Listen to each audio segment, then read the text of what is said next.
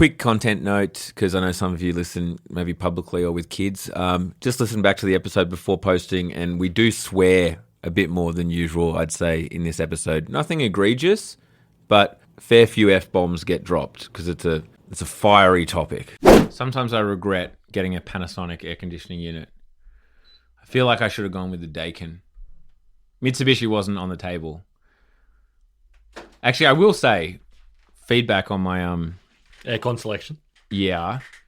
In the air conditioning space, your option for like a smart air conditioning unit is called AirTouch. AirTouch 5 is the latest when it comes to like being able to like Wi-Fi control your air conditioning unit. And they're like a third party, but they seem to work with all air conditioning units. If you've got we've got like a vent air conditioning system. However, what it is the most dog shit Android tablet you can ever imagine stuck to your wall in a casing or whatever that's like plugged in. I know that would repulse you. In your house, under your roof where your children sleep. It disconnects probably weekly, I reckon. It just like will just disconnect from the internet. And you have to go up to it and just like search for Wi-Fi to reconnect it, which is obviously a pain in the ass because you're in bed or whatever and you're trying to adjust the air conditioning unit. It's like, can't find your air conditioning unit. And it's just because they have, like, it's got to be like $100 Android tablet. Yeah, it ain't right. It ain't right. I don't think you should have a touchscreen control for an aircon. I don't even want the touchscreen control. I just want to be able to do it from my phone. That's what matters to me. I don't even think you need to do that. I think you need a shitty plastic remote that has a tiny LCD screen and it's not clear at any point whether it's on or off. And you need to point it at a really, really specific angle. And if you're not pointing at the exact right angle, you press the button and you think it's off and then you press it again and that actually turned it back on. Yeah. That's the kind of shit you need. An infrared controller. That's not going to work in our house, mate. You got a smart home. I get it. And the aircon is also, like, we don't have units. We just got vents. It's ventilated. I got the house done. Well, that's your curse, mate. I think you need a big Hulking beige unit in every room. I think the HVAC guys are just laughing at you for your hubris.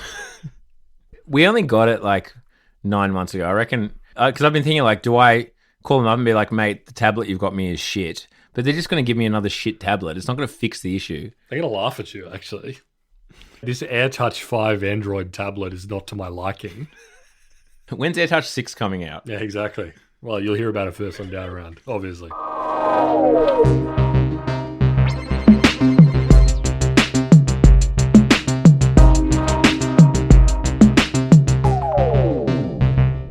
All right, what are we going to talk about? So we've got a few things to touch on.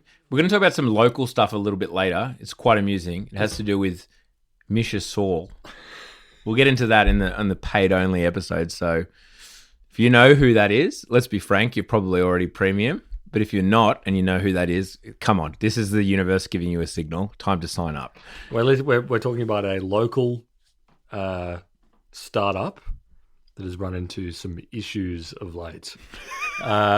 Is one way to put it. And a Twitter personality who may or may not be involved, amongst other things. That's not the only topic of conversation for the premium episode. But we are going to kick it off, though, with... There was a lively discussion in the Discord. So last episode, we talked about not in passing, but like we touched on the Studio Ghibli.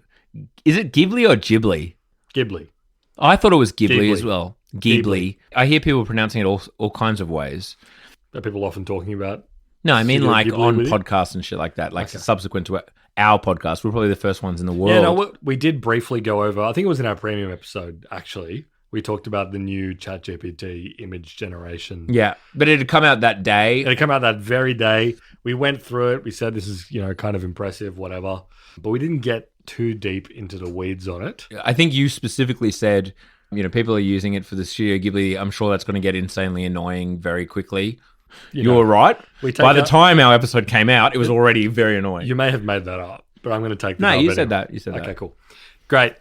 But, since then, there's been a ton of discourse, as there tends to be, about the new ChatGPT image generation stuff. So we're going to spend some time talking about that because it's been a little while. There's been enough going on in the world of, spreadsheets and business and numbers that we haven't talked about what is technically half of the Down Round podcast, which is the culture of technology. Yeah. At a certain point, we're going to get into what is art, that kind of gear. Is this good or bad? I wouldn't promise that kind of high-minded stuff. It's all going to be very grounded. But, it's been a while since we've talked about AI art, AI image generation, the plight of the artist, the issues of copyright, all this kind of highfalutin conversation has been going on around image generation. So I think now's the time to get back into it. Yeah, for sure. As I said, our last episode kicked off a relatively lively discussion in the Discord, which, by the way, if you remember, if you sign up to Premium, you should probably jump in there. Or you don't have to jump in there, but, you always get a bit of extra chat around. There's a bit of juice in there. Bit of juice. The people love to have a chat. So, let me start off by saying, I think it is reasonable to feel uncomfortable when you see every man and his dog making Studio Ghibli. Do we need to explain what that is? Everyone knows that. It's... Yeah, Spirit Away, Howl's Moving Castle, My but Neighbor Totoro. Well, here's why I think in this particular instance, it has brought about so much discourse, I'm going to say. Okay. Because also, let's be frank, this is probably one of the bigger moments since GPT-3 or whatever was released, we've had little bursts where you just see AI everywhere, right? If you talk about AI being in the public sphere, just being absolutely everywhere, this is one of the bigger ones. Yeah, let's pause because I know last week we did talk about it in our premium episode, but just for people to I'm sure that you've probably seen what we're talking about, but we'll give you a little bit more context just so you know. OpenAI's image generation software until now has been DALL-E. It's been built into ChatGPT for a while, but at one point it was separate. This was their diffusion model image generator. Diffusion model meaning that you type in, generate me a picture of a frog in a hat.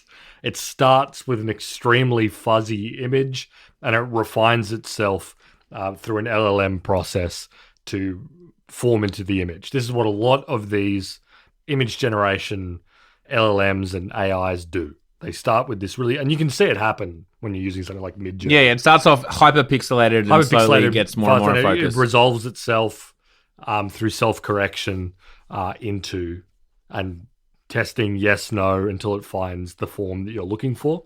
This new model is entirely token-based, auto-regressive.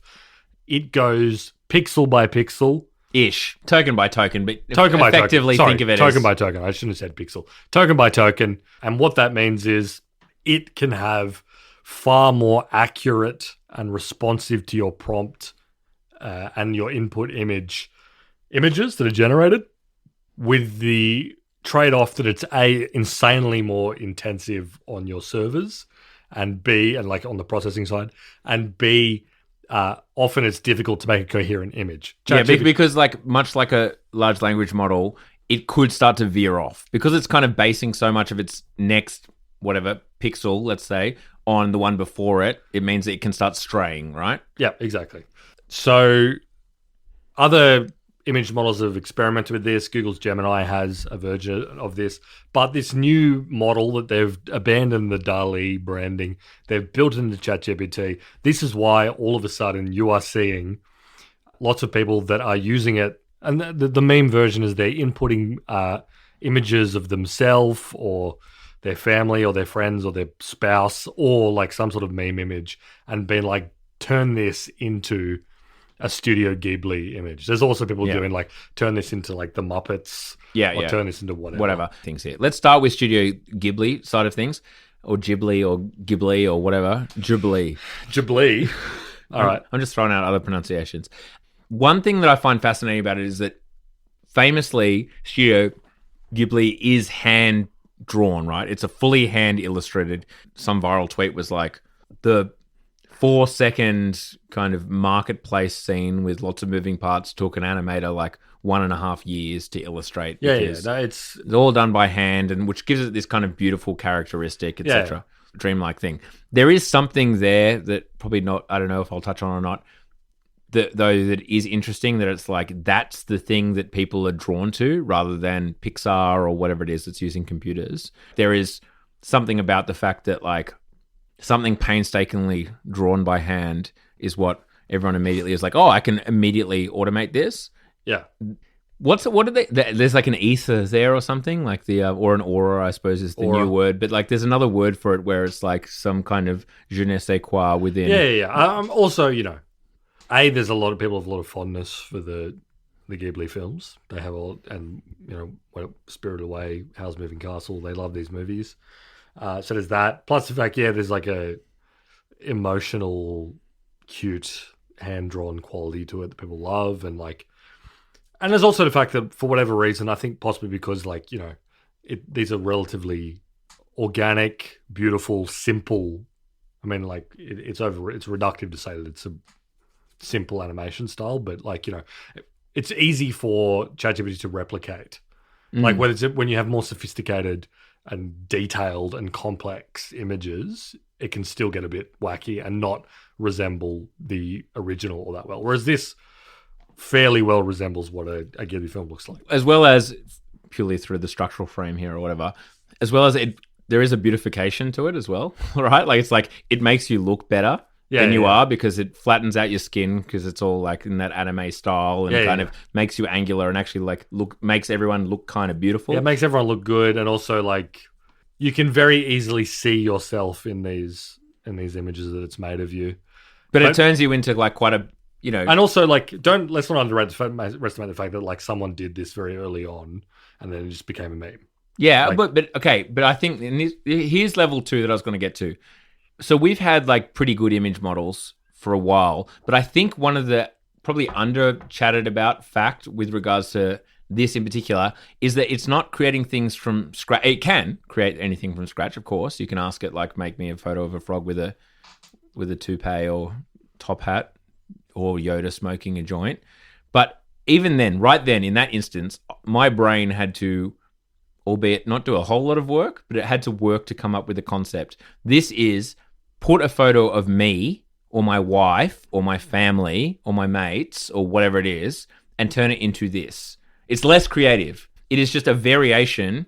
Yeah. Some would say it's a simulation of something you're already familiar with. Oh, we're back in the Baudrillard territory. Yeah. But you know what I mean? It's that makes it way easier and way less creative in a lot of ways. I've said this on Darren before. I think the genius of a game what's the game where you where you put the different cards together? Cards Against Humanity. Yeah. Right. The genius of Cards Against Humanity is it makes everyone funny. Yeah, exactly. You can be funny without too much effort. It's the same kind of vibe, right? You can be creative without too much effort. You just put in a photo that you already have and say, do the thing. And it outputs something that looks good and no one has ever seen before. And beautiful, and you already have an emotional attachment to. Exactly. You send it to your partner, it gives them the same feelings. The frisson of creativity without having to have any of the skills to do it. Which is easier even than saying, make me a picture of Yoda smoking a joint with a peace sign t-shirt. To do that requires a level of inspiration and creative drive. Even then, we're referencing Yoda, a narrative that's already been pre-written. That's true, but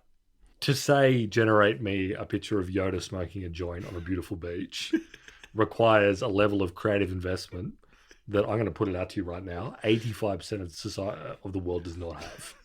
I agree. You need to have it. You need to have it to even think of being X. You heard of the X Factor, folks. You need the X Factor to even dream of a world where Yoda is smoking a joint on a beautiful beach. Tropical feeling. Sun.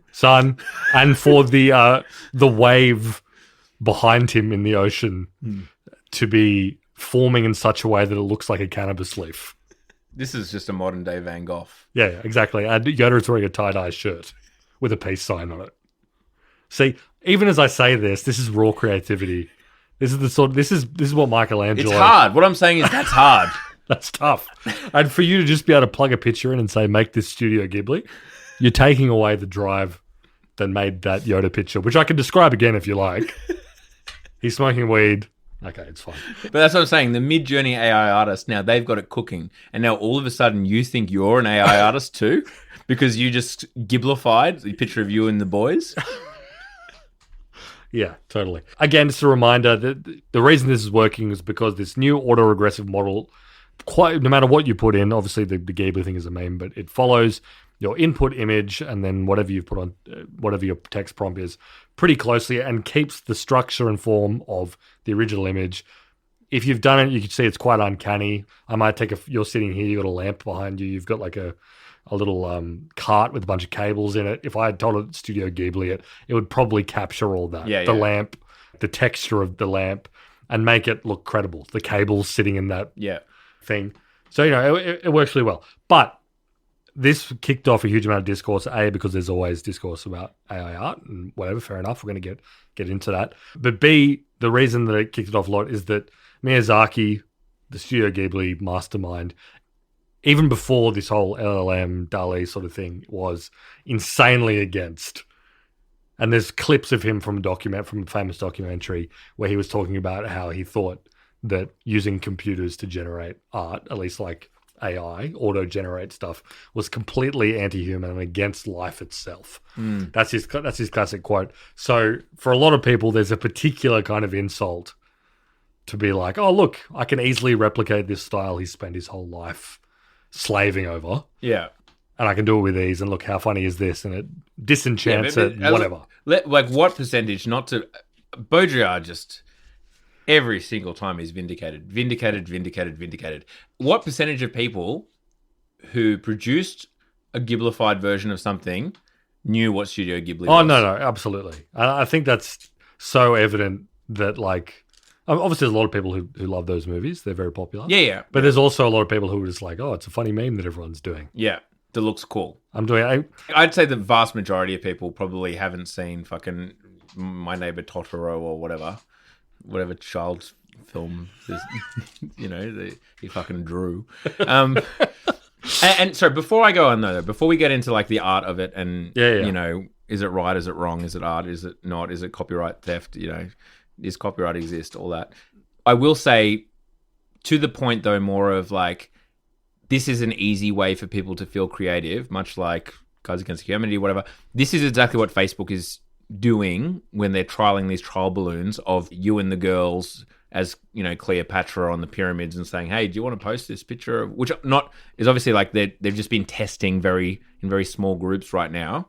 Well, it's the same as one of the features of Apple Intelligence, which we've hammered, is taking pictures of you and your loved ones and making these awful cartoon versions of them. Yeah, and it's the same thing, to be fair, as like auto responses. Like, here's a response to this email, here's a response to this message, an automatic thing. It's like taking away any kind of friction. Yeah, human friction to think of something. Exactly. And like, the Facebook world of that, which makes perfect sense, is like, we made this AI thing of you and the girls. We've already tagged them. Here. Just hit post.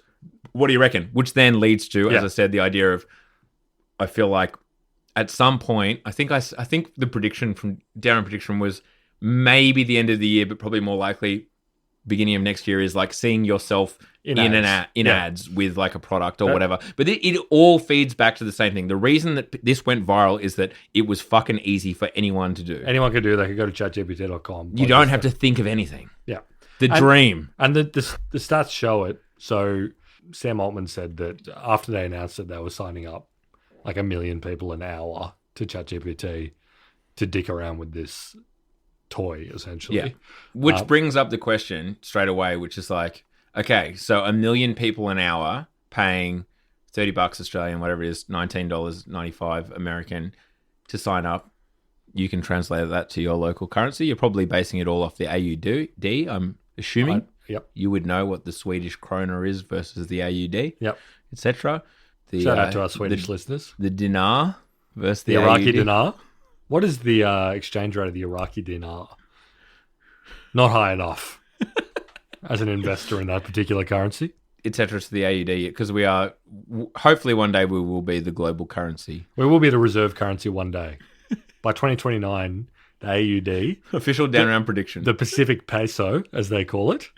The safe haven for Japanese housewives the world over as they chase interest. Yeah. The yen trade, it will be the reserve currency of the world. Okay, so OpenAI make all that money based on people doing replications of Studio Ghibli. Ghibli. But how much money does where does the value accrue? It certainly does not. I would say it does not accrue to Studio Ghibli. Yeah. And I know, sorry, we should start off with, you can wave hands, be like, but people are more interested in Studio Ghibli. Yeah. But it's like, they didn't sign that fucking contract for like the promo. No, it was trained on their data without consent. I mean, this is the bet that this is a secondary thing, but there's also, there's a bunch of Australian authors and there's a whole bunch of other people that are suing OpenAI, suing Meta, because Meta used LibGen, which is a giant trove of pirated material, basically, to train their models on. And it's so clear. And like, even just looking at the facts as they currently exist, it certainly seems like Meta was just like, use it. And Mark Zuckerberg signed off on, let's use this giant pirated database. And they've all made essentially the same bet, which is, we just need to do this once. The horse is bolted. Yes, we might get tangled up in a bunch of lawsuits. There could be whatever. We may end up paying something nominal to whoever. But we just need that back catalogue to get us firing. And maybe somewhere, and OpenAI are doing deals with a whole bunch of people now. And I assume those deals will continue. OpenAI seem, of all of them, to be the most inclined to make deals with legacy publishers. And, well, I think it's in the interest, regulatory capture, etc. Maybe we'll get to that in a minute. They capture the battlefield, essentially the land space, and they retroactively legitimize whatever. Yeah, well, pull a drawbridge up, and then they've got the deals, and yes, they're probably paying a decent amount of cash for them, but we have purchased legitimacy for like the piracy we did. Yeah, they've been doing a lot of that sort of stuff, with the idea being that if we just sprint towards AGI or something that's like it, at some point this is not going to matter. Yeah. And nobody is going to care about a bunch of authors who are complaining in the early 2020s. This is why this is like complicated and annoying, right? Because it's like the meta point with regards to the pirated ebooks, that seems on the face of it prima facie illegal. Yeah. Right? Like that seems like, before we get into Studio Ghibli and all that, feels pretty open and shut to me. Once again, I reiterate, not a lawyer. Yes, I have a PhD, so I am a doctor, but I'm not a lawyer. That feels illegal, except the excuse is correct in that this is a massive trove of pirated ebooks that you or I could download. And so any fucking LLM who wants any open source project, any Chinese... Oh, yeah. Chinese LLM... Let's be clear. DeepSeek are downloading the LibGen database. Right? And Meta have a point there where it's like, we could not do it, and our American one could be worse than and I'm using scare quotes over all this stuff. I'm not actually doing it in real life. I feel like I give you the respect. James, you obviously, I don't need to give respect. You understand when I'm talking in scare quotes. When you are occupying the mind of a senior Meta executive and I'm not offering the opinions of Raf Dixon. No, right. Obviously, you can't let your homegrown American Meta get behind these Chinese LLMs by not using this corpus of information that anyone has access to. And you're only hamstringing American-born Meta LLM by saying, we're not allowed to use this material, but everyone else in the world is. Yeah. Everyone else in the world is. We're going to get behind on AI, et cetera, et cetera, et cetera. That's the mindset, yeah. Even in the case of one that, to me, feels relatively open and shut, let's be frank, with regards to like intentionally using pirated, copyrighted material to train your LLM, does feel like there's precedent here. It does seem illegal. But even in that case, the horse is bolted to a certain extent where it's just like shrug shoulders. Yeah. What, you want us to not use it? That's the justification. The horse is bolted, and in, let's say, 3-4 years, it's not going to matter because the landscape will be so radically shifted that no one will even be contemplating asking for compensation for that sort of stuff. Yeah. Because we'll all have robot butlers or whatever. And this is the thing. So, like, and we can get to the Studio Ghibli and whatnot. And that's the bet. I just want to be clear. I'm not saying that is going to be true. I'm just saying that is the bet they are making.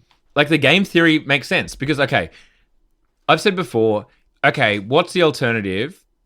I said OpenAI, all these LLMs, whatever, they've trained on the open web. And yes, the people whose words, and in this case, images they trained on, don't get compensated. Yep. What's the alternative? There's some alternative world that, let me be clear, is not technically feasible at the moment, but say you had legislation that was made before LLMs, which is like, if you were to train an AI model on people's stuff, we have a Spotify-esque model or whatever, where a percentage of monthly revenue gets redistributed to the places whose content was used as part of the output. I know that LLMs right now, like, there's no way to know when I say shoes to an LLM and it responds, there's all kinds of shoes. Would you like to be more specific? Like, who was that trained on? It doesn't know. OpenAI don't fucking know. It's too complicated. There's a world where you like completely redesign these things and it could somehow give like a fraction of a percent back to whatever the most, like, the things it was trained on are. Even then, even as I say it, I know that's not really true because it's probability, right? It's based on the fact that these words came next to each other the most amount of times based on the corpus of data. So, 100 million times it said the word don't came after I and no came after don't or whatever. Like, so I get it. But there's a world where you can see like, okay, cool. Every single token that is used, it's able to trace what contribution, what corpus of data made to that token being produced, and there are royalties given. That world is long gone.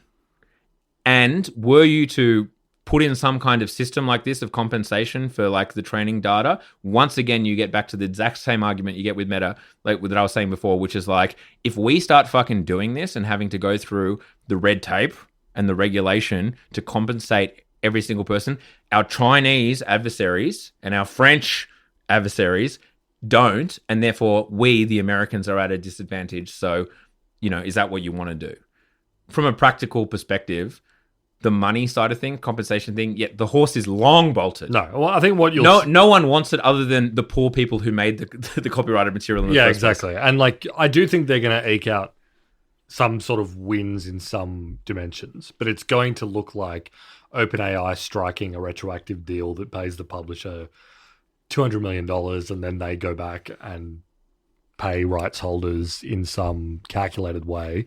But it's certainly not going to resemble some sort of rights deal where they get a fraction, like a Spotify type deal. Yeah. It's going to look more like what the Australian government does with like Google and Meta. It'll be a shakedown. It will be a payoff. Yeah. It will literally be a like, don't spend it all in one place. Yeah.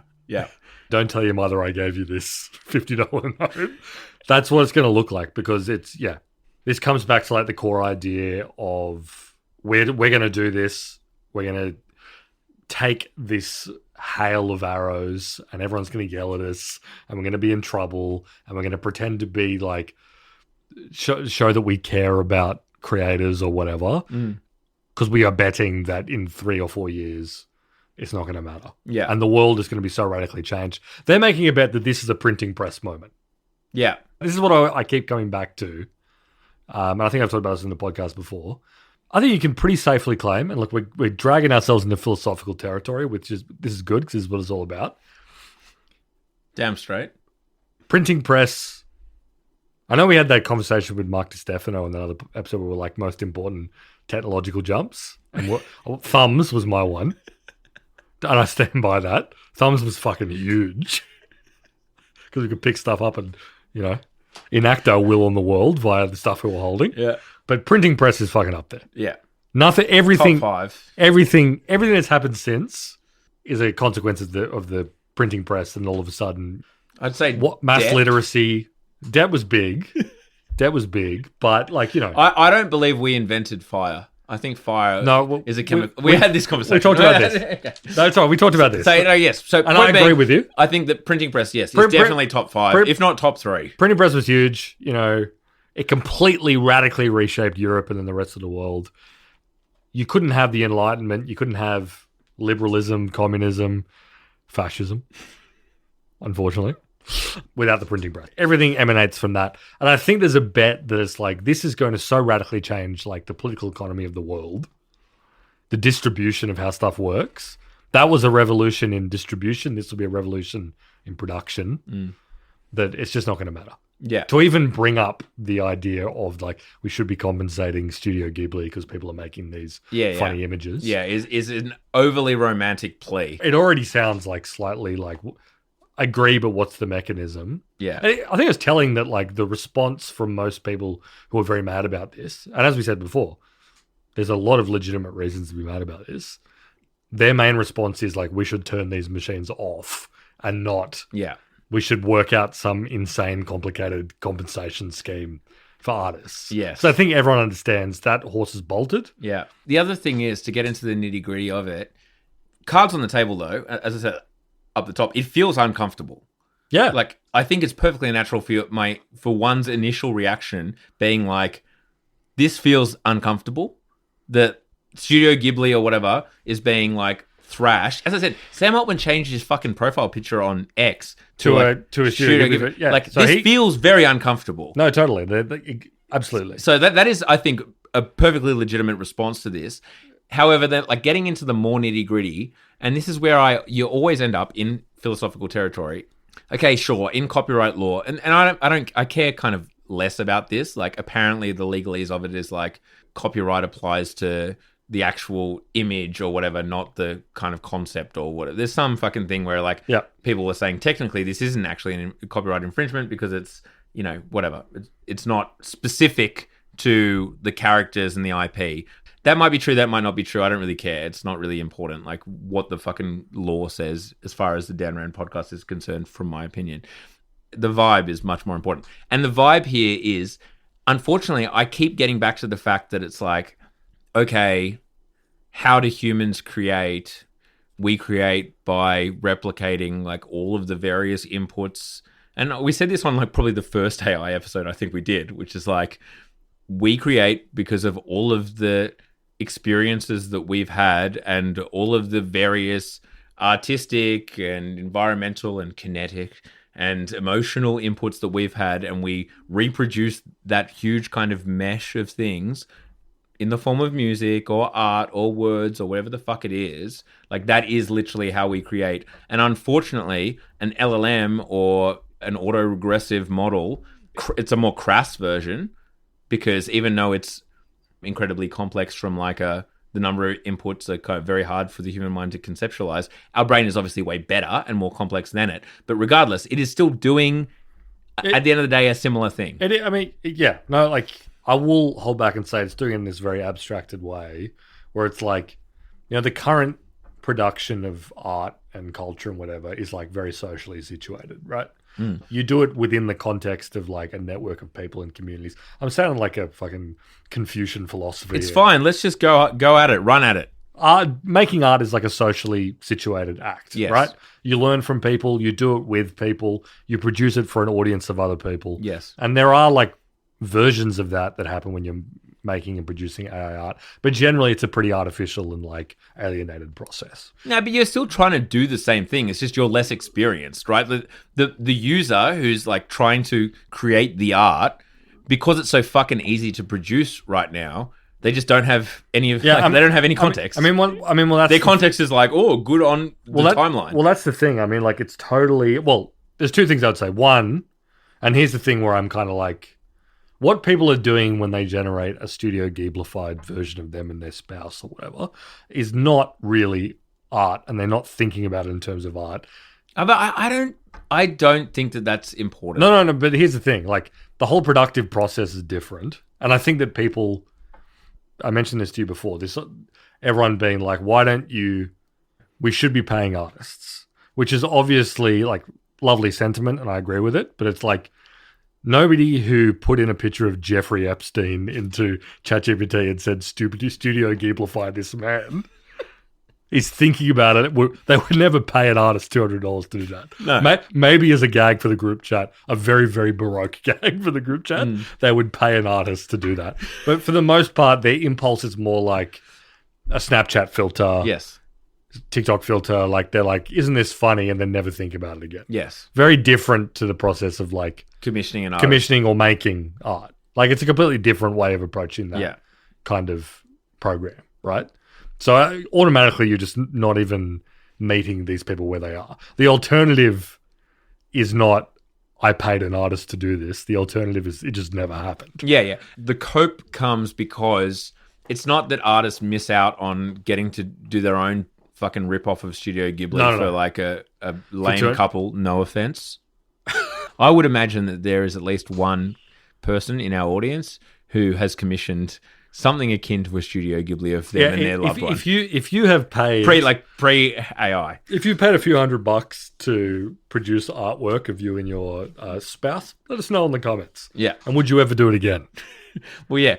What it is the understanding that holy shit, this stuff is good, and back to what we were talking about last week, you can extrapolate it into people losing money. Quote unquote, artists, designers, whatever. Well, that hits you like a ton of bricks is that, yeah, sure. As I said, the weird feeling of like, wait, hold on, is Matey, who invented Studio Ghibli, getting any of this? No.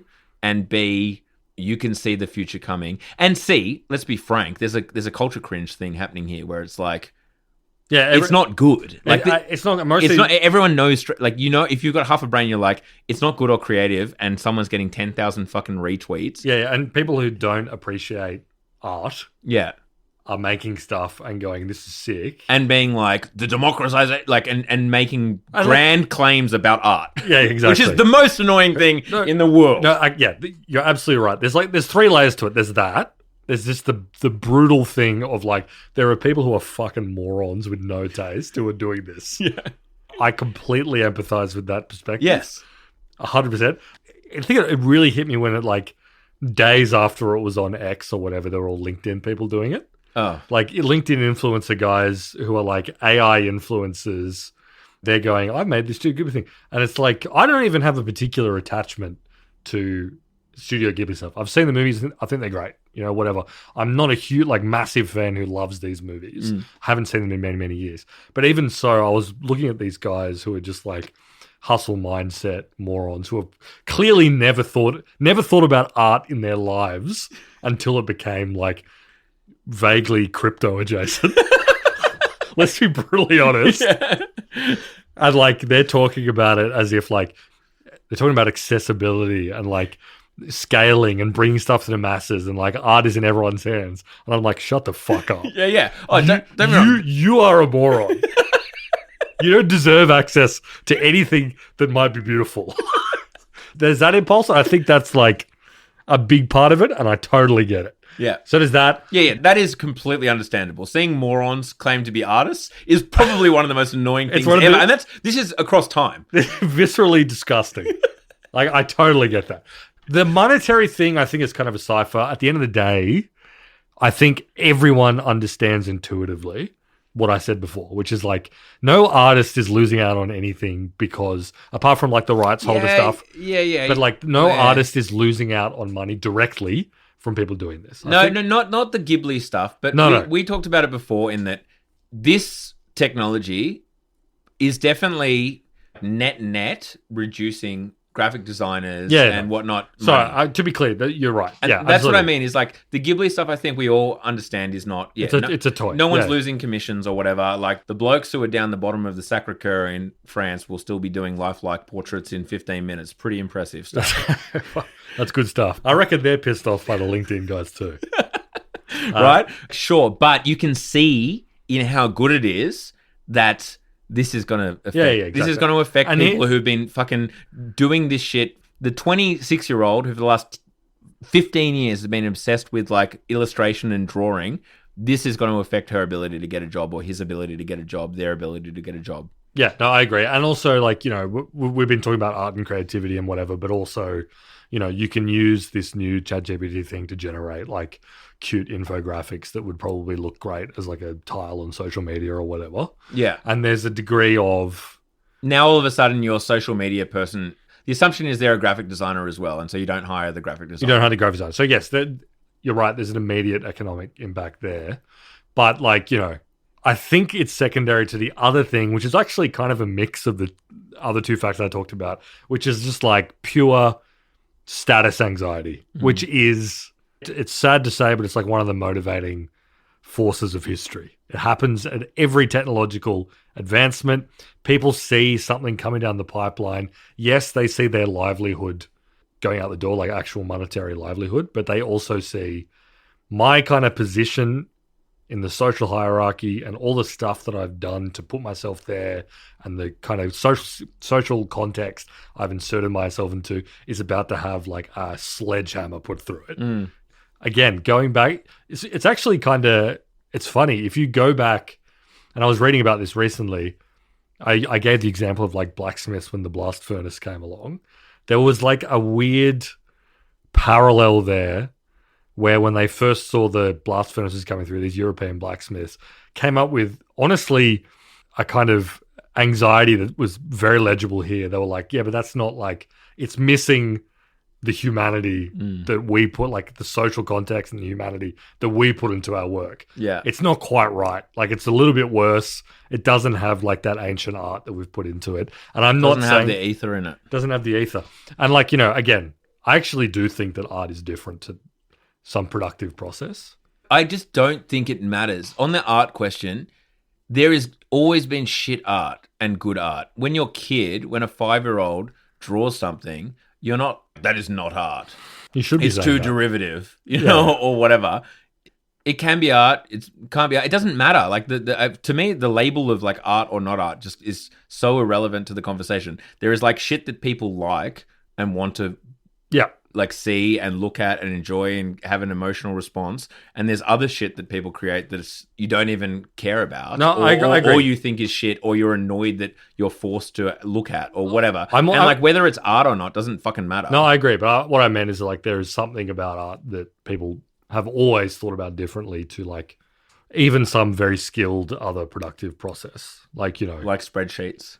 Well, yeah. But then everyone in every profession will reckon that some element of their profession is akin to art. It's a bit magical. Yeah, no, and you're right. And this comes back to the status anxiety thing, this whole idea that like there is something that I'm doing that is different to what this new generation of thing is doing. Yeah. That's a bit better. Another example, another classic one, when the first generation of like British East India Company guys came back to London with more money than you could possibly fucking imagine.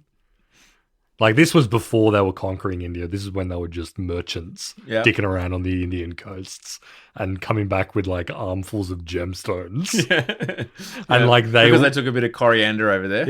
Yeah. They were called the nabobs. And if you go back and read newspapers from, like, 18th, 19th century London, all the aristocrats were like, these guys are fucking dickheads. They do not deserve their fabulous wealth. They're spending it on insane, gaudy mansions. And I'm scared. I mean, yeah, the more things change, the more they say. I mean, that was a weird example for like nouveau riche and stuff like that. But, you know, there's technological advances, social advances, whatever. And this is part of it. Like, people see this stuff coming down the pipeline and they go, the skills that I have right now that are highly valued, my social position is really threatened by a world in which there's zero friction and people can make stuff that looks credible. Yeah. I think that's just like at the heart of it. And I think it's totally reasonable to be scared of that. But the counterpoint is, I don't see how you stop it from happening. No. I honestly think a huge also part of it is like, people are mad that a Ghiblified image of something or someone who claims to be an artist gets 8,000 retweets when you think it's shit. Watching shit art get popular, look, I'll put my hand up. Sucks. I was fucking pissed off at Lister before he was a certified... Is that a legend? I thought that his art was shit. I thought his art was shit, and it pissed me off how he got more and more famous. I was publicly anti-Lister. I thought his art was shit, and it pissed me off because I saw it selling for lots of money, and I was fucking mad. And then he got arrested and charged and went to jail. How'd you feel about that part? And I said, some of us were on Lister early. Look, sure, I didn't like his art, but it turns out, guess what? You know, like... Not a great bloke. An apple rots from the core. Sure. Yeah, some of us could pick it up in his art. That he was a... All right, this has been a lively chat. I think we've got a little bit more to say, but we will continue it on the paid episode. If you want to keep listening, head to downround.net. Subscribe to Downround Premium. You get an extra episode every week. And guess what? You can also access our Discord. There are no other benefits. Those are the two things you got.